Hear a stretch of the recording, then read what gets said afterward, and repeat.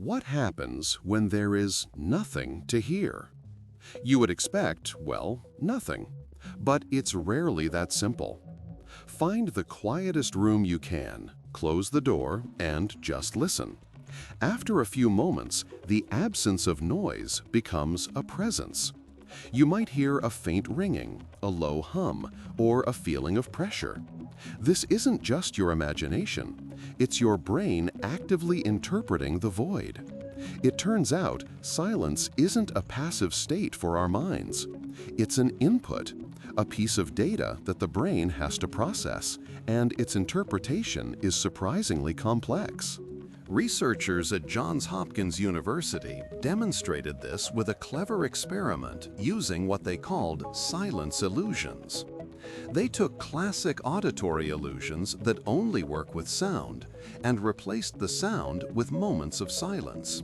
For example, one illusion makes a single long beep seem longer than two short beeps, even if the total time is identical. Astonishingly, the illusion still worked when they used a long moment of silence versus two short ones. This suggests our brains treat silence as a type of sound. It's not merely registering the absence of data, it is actively processing that absence and attributing properties to it, like duration. Why would the brain do this? Because it is fundamentally a prediction machine. Your brain constantly builds models of the world, forecasting what sensory information it should receive next. When you're in a relatively noisy environment, your brain predicts the continuation of that noise. Sudden silence is a violation of that prediction. It's a prediction error. The sound of silence is your auditory cortex firing in response to this error, essentially shouting, "Hey, something was supposed to be here and it isn't." This is called the brain's auditory offset response, a distinct neural signal that marks the end of a sound as an event in its own right. But this doesn't just happen with sudden quiet.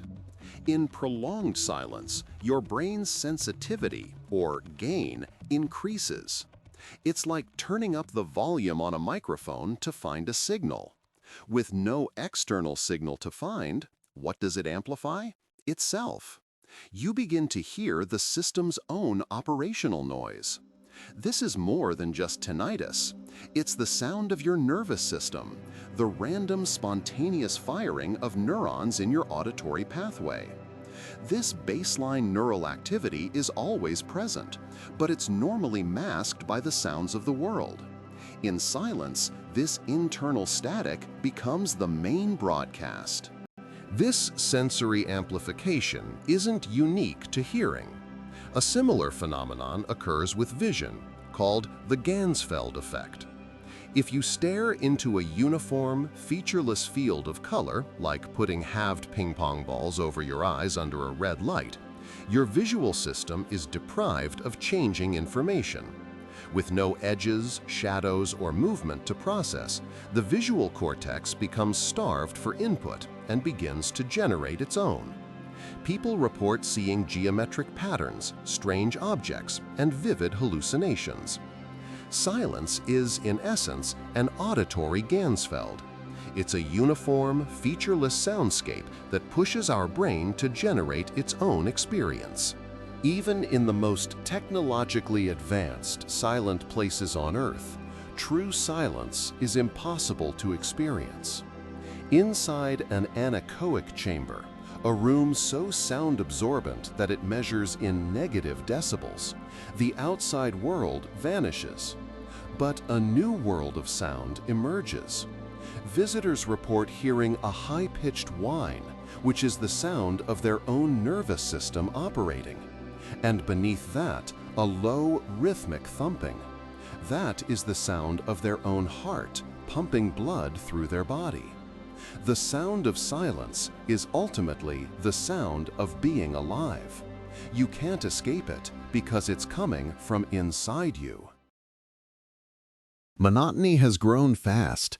Nearly 2,700 people have watched in the last few weeks, yet less than 0.03% are subscribed. It would mean a lot if you joined by hitting subscribe. And again, thanks for watching.